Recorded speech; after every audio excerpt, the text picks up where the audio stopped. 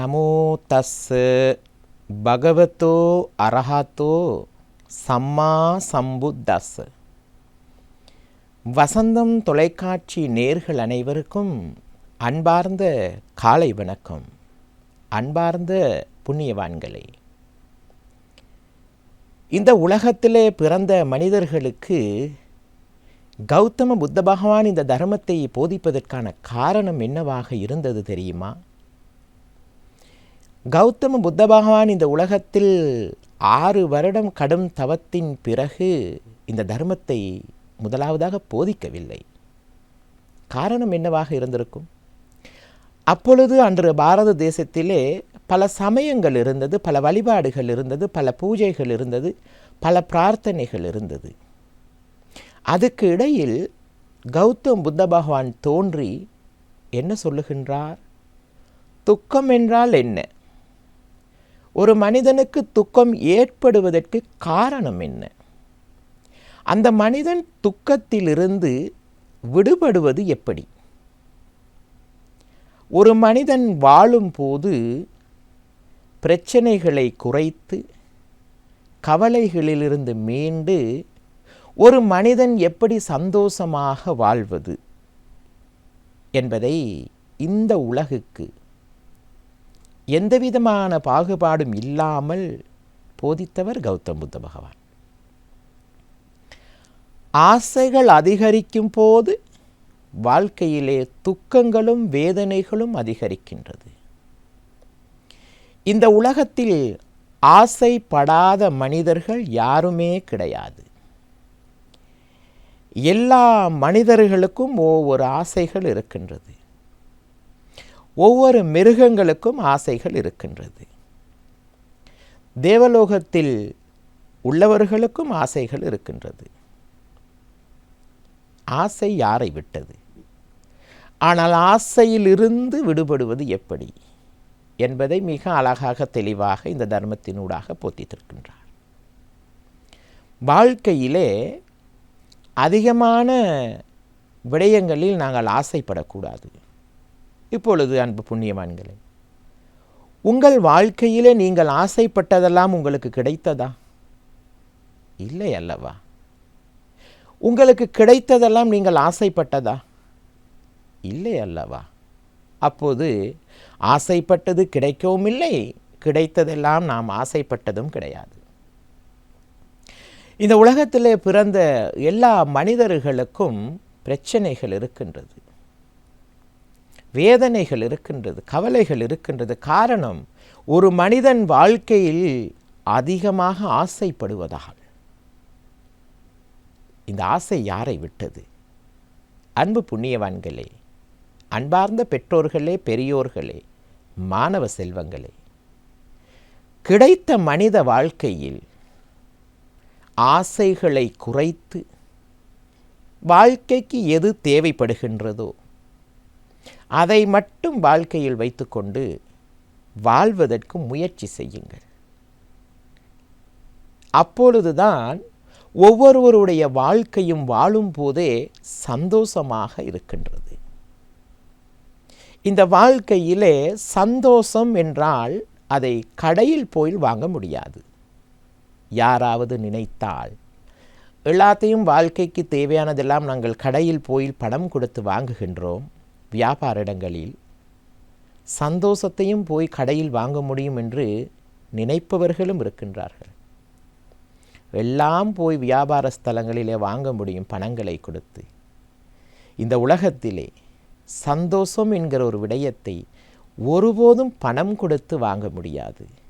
அது உங்களுடைய வாழ்க்கையிலே உங்களுடைய சிந்தனைகளின் ஊடாக உங்களாலவே உங்களுக்கு ஏற்படுத்தி கொள்வதுதான் சந்தோஷம். கவலை தென்படுகின்றது, சந்தோஷம் தென்படுவது இல்லை. கவலையை பற்றி அதிகமாக நினைப்பார்கள், ஆனால் சந்தோஷத்தை மறந்து விடுவார்கள். ஆகையால் வசந்தம் தொலைக்காட்சி நேர்களே, உங்கள் வாழ்க்கை உங்கள் கையில் இருக்கின்றது. நன்றி கூறி விடைபெறுகின்றேன். நன்றி, வணக்கம். ஓம் தனந்தரும் கல்வி தரும் ஒரு நாளும் தளர்வறியா மனம் தரும் தெய்வ வடிவும் தரும் நெஞ்சில் பஞ்சமில்லா இனம் தரும் நல்லன எல்லாம் தரும் அன்பர் என்பவர்க்கே கனம் தரும் பூங்குழலாள் அபிராமி கடை கண்களே. ஓம் நமச்சிவாய. மேன்மைகள் சைவ நீதி விளங்குக உலகமெல்லாம். நோயற்ற வாழ்வே குறைவற்ற செல்வம். அந்த நோய் நொடிகள் இல்லாத வாழ்வு இந்த உலக மக்கள் எல்லோரும் வாழ வேண்டும் என்று கலியுகத்தின் காந்தமலை ஜோதியாகிய சபரிமலை சுவாமி ஐயப்பனுடைய திருவடிகளை சிறந்தாழ்த்தி வசந்தம் தொலைக்காட்சி நேயர்கள் அனைவருக்கும் சர்வதேச இந்து மத குறிப்பீடம் அகில இலங்கை சபரிமலை ஸ்ரீ சாஸ்தாபுரத்தின் சார்பில் இனிய காலை வணக்கங்களும் நல்லாசிகளும். இன்றும் மங்களகரமான குரோதி வருஷம் பங்குனி மாதம் 22ஆம் நாள் 5/4/2025 சனிக்கிழமை. இன்று மலர்ந்திருக்கின்ற இன்றைய பொழுதும் நம் எல்லோருடைய வாழ்விலும் எல்லா விதமான சிறப்புகளும் வெற்றிகளும் கிடைக்க வேண்டும் என்று இறைவனை பிரார்த்தித்து நாம் இஷ்ட தெய்வங்கள் குலதெய்வங்களை எல்லாம் வழிபாடுகள் செய்து நாம் இந்த ஆலயங்களிலே சென்று சனிக்கிழமைகளிலே சனீஸ்வர பகவானை வேண்டி வழிபாடுகள் செய்வது, எள்ளெண்ணெய் தீபங்கள் ஏற்றி பிரார்த்தனை செய்வது, இவை எல்லாவற்றுக்கும் ஒரு சிறப்பு. அது மட்டுமல்ல, இன்றைய தினம் இந்த அஷ்டமி திதி. இந்த அஷ்டமி திதியிலும் சுபகாரியங்கள் எல்லாவற்றையும் தவித்து கொள்வார்கள். அஷ்டமி நவமி என்றால் அந்த 2 திதிகளையுமே ஒதுக்கி விடுவார்கள். அஷ்டமி நவமியில் எந்த காரியங்களும் செய்ய மாட்டார்கள். அவ்வாறு இன்று இந்த சனிக்கிழமையிலே நாம் சனீஸ்வர பகவானை வழிபாடு செய்வது, குலதெய்வ வழிபாடுகளை செய்வது, சனீஸ்வர பகவானுக்கு எள்ளெண்ணெய் தீபங்கள் ஏற்றி வைத்து கருங்குவளை மலர் கிடைத்தால் அவற்றினாலே அர்ச்சனை செய்வது, அல்லது பன்னி பத்திரத்தினாலே அர்ச்சனை வழிபாடுகள் செய்கின்ற பொழுதிலும் இந்த எள்ளு சாதம் சனீஸ்வர பகவானுக்கு நிவேதனமாக வைத்து அவற்றை காக்கைக்கு உணவாக கொடுக்கின்ற பொழுதிலும் எல்லா விதமான இந்த தோஷங்களும் நிவர்த்தியாகி வாழ்வில் உயர்வுகளெல்லாம் நமக்கு கிடைக்கக்கூடியதாக இருக்கும்.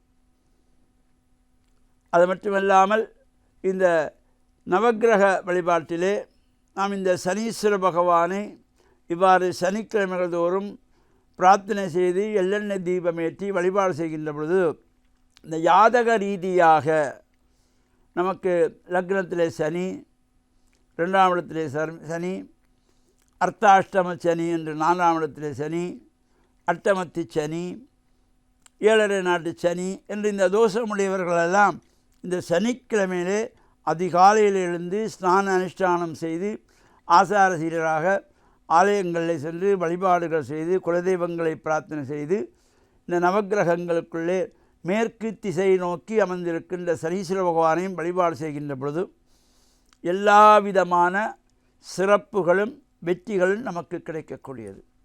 யாழ்ப்பாணம் பகுதியிலே சுழிபுரம் என்கின்றதாகிய இந்த இடத்திலே பராளாய் வீதியிலே திருவருள்மிகு ஸ்ரீ பத்ரகாளி அம்பாள் திருக்கோவிலுடைய மகா கும்பாபிஷேகம் எதிர்வரும் பங்குனி மாதம் 24ஆம் நாள் 7/4/2025 திங்கட்கிழமை அன்றைய தினம் இந்த கும்பாபிஷேகத்தினுடைய கர்மாரம்பம் பூர்வாங்க கிரியைகள் எல்லாம் ஆரம்பமாகி 8ஆம் தேதி செவ்வாய்க்கிழமை தைலாபியங்கம் என்கின்ற எண்ணெய் காப்பு சாத்துகின்ற நிகழ்வு.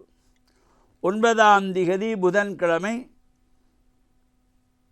பராளாய் சுழிபுரம் இந்த பராளாய் வீதியிலே அமர்ந்திருக்கின்ற திருவருள்மிகு ஸ்ரீ பத்ரகாளி அம்பாள் திருக்கோவிலுடைய மகா கும்பாபிஷேகம். இந்த கும்பாபிஷேக பிரதம குருவாக சிவஸ்ரீ ஸ்கந்த ஜெயராம குருக்கள் அவர்களுடைய தலைமையிலே ஏனைய சிவாச்சாரிய பெருமக்கள் எல்லாம் கலந்து இந்த கும்பாபிஷேகத்தை நடத்தி வைக்கிறார்கள். அன்றைய தினம் இந்த பங்குனி மாதத்தினுடைய 4வது திங்கட்கிழமை பூர்வாங்க கிரியைகள் யாக ஆரம்பமாகி திங்கட்கிழமை பங்குனி திங்கள் ஆரம்பமாகி செவ்வாய் எண்ணெய் காப்பு, புதன்கிழமை கும்பாபிஷேகம் நடைபெறுகின்றது. இந்த நிகழ்விலும் கலந்து கொள்ளக்கூடிய அடியவர்கள் கலந்து இறையருளையும் பெற்று மண்ணில் நல்ல வண்ணம் வாழ வசந்தம் தொலைக்காட்சி நேயர்கள் அனைவருக்கும் சர்வதேச இந்து மத குருபீடம் அகில இலங்கை சபரிமலை ஸ்ரீ சாஸ்தாபுரத்தின் சார்பில் நல்லாசிகளை கூறிக்கொள்வதில் மனமகிழ்வு கொள்கிறோம். சர்வே ஜனாக சுகினோ பவந்து, சமஸ்த சன்மங்களானி சந்து. சுபம்.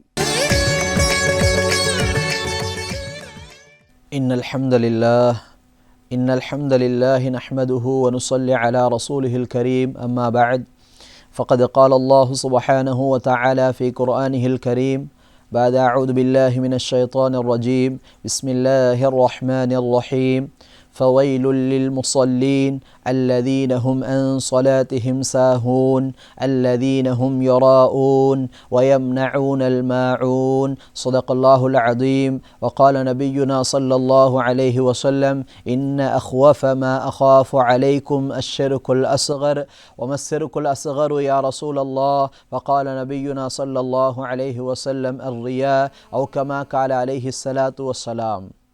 கண்ணியத்துக்குரிய மதிப்புக்குரிய மேலான பெரியோர்களே, சகோதரர்களே, அல்லாஹு சுபஹானஹு வ தஆலா உலக வாழ்க்கையினுடைய முழுமையான சந்தோஷத்தையும் முழுமையான நிம்மதியையும் அவனை இபாதத் செய்வதன் மூலமாக, அவனுக்கு வழிபட்டு நடப்பதின் மூலமாக அல்லாஹ் ஆக்கி வைத்திருக்கிறான். அல்லாஹுக்கு வழிபட்டு நடப்பது என்பது, இபாதத் செய்வது என்பது, வணக்க வழிபாடுகளிலே ஈடுபடுவது என்பது அது ஒரு சாதாரணமான ஒரு விடயம். யாருக்கென்றாலும் அந்த விடயங்களை மேற்கொள்ள முடியும். அவர்களுடைய எண்ணத்திற்கு ஏற்ப, அவர்களுடைய ஈமானுக்கேற்ப, அவர்களுடைய அல்லாஹ்வின் மீது இருக்கக்கூடிய பயத்திற்கு ஏற்ப அவர்களுடைய வாழ்க்கையில் அமல்கள் செய்யலாம்.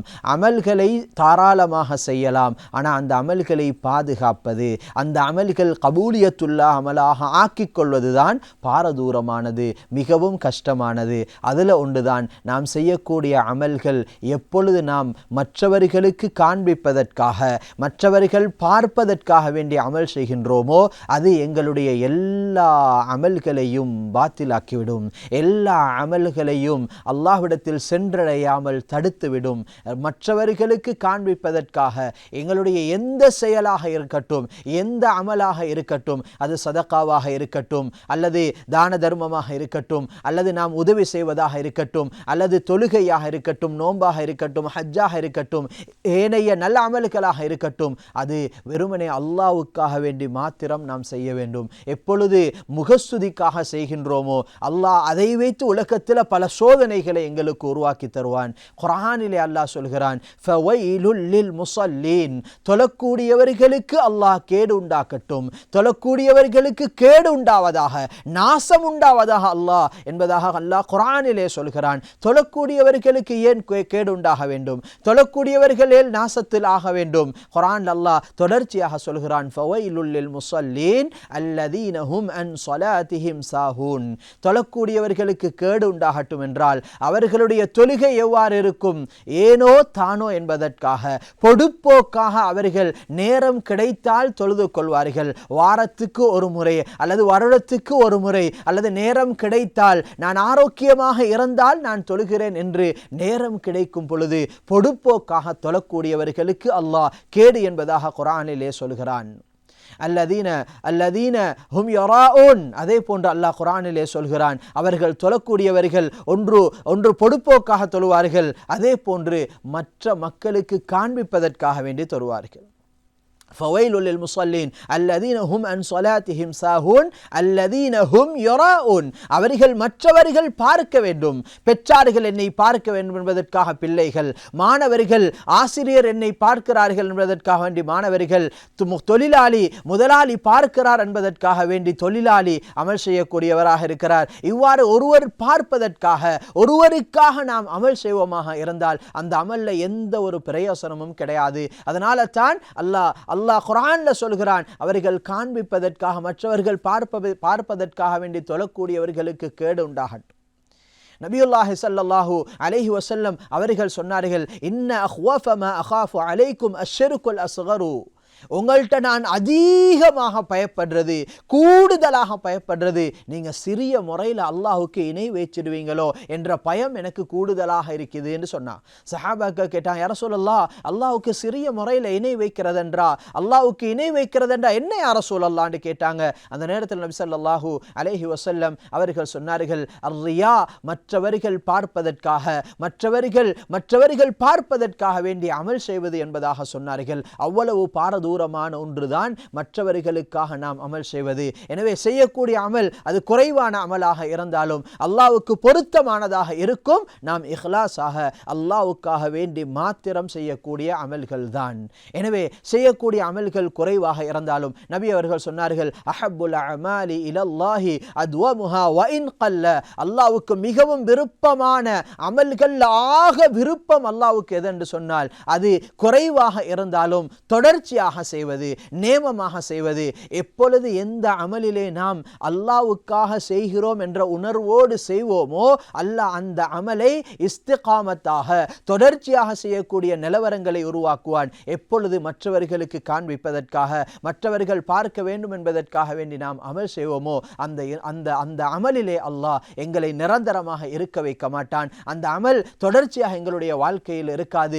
குறிப்பிட்ட தினங்களுக்கு, குறிப்பிட்ட மாதத்துக்கு நாம் அமல் செய்வோம். அதற்கு பின்னால் அமலை விட்டும் தூரமாகி பாவத்துக்குரியவர்களாக மாறி பாவத்தில் இன்பம் கண்டு பல சோதனைகளுக்கு அல்லாஹ் எம்மை ஆளாக்கக்கூடிய நிலைமைகளுக்கு நாங்கள் உருவாகி விடுவோம். எனவே செய்யக்கூடிய அமல்கள் அது குறைவானதாக இருந்தாலும் இஹ்லாஸோடு அல்லாஹுக்காக வேண்டி மாத்திரம் செய்யக்கூடியவர்களாக, அல்லாஹ்வுடைய பொருத்தத்திற்காக மாத்திரம் செய்யக்கூடியவர்களாக அல்லாஹ் நம் அனைவரையும் ஆக்கியருள்வானாக. அப்படிப்பட்ட அமல்கள் செய்யக்கூடியவர்களாக அல்லாஹ் எங்களை ஆக்கியருள்வானாக. وآخر دعوانا أن الحمد لله رب العالمين. السلام عليكم ورحمة الله وبركاته.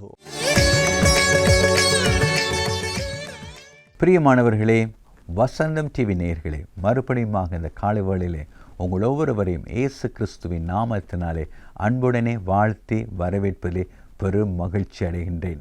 ஆம், இந்த நாளிலே நம்முடைய சிந்தனைக்காக நான் தெரிந்து கொண்ட திருமறை பகுதியானது யோவான் நற்செய்தியின் நூல் 7ஆம் அதிகாரம் 40ஆம் வசனத்திலிருந்து நாங்கள் பார்க்கும் பொழுது அங்கே ஒரு சத்தியத்தை நாங்கள் பார்க்கிறோம், ஒரு உண்மையை நாங்கள் பார்க்கின்றோம். அது என்ன தெரியுமா? அங்கே கேட்கிறார்கள், இந்த கிறிஸ்துவை நாங்கள் பார்க்கும் பொழுது இவர் இறைவனிடத்தில் வந்தவரை போல எங்களுக்கு தென்படுகிறது. இவர் ஒரு இறைவாக்கினர் அல்லவா, இவர் ஒரு தீர்க்கதரிசி அல்லவா என்று சொல்லுகின்றார்கள். அப்பொழுது கூட அந்த மக்கள் என்ன சொல்லுகிறார் தெரியுமா?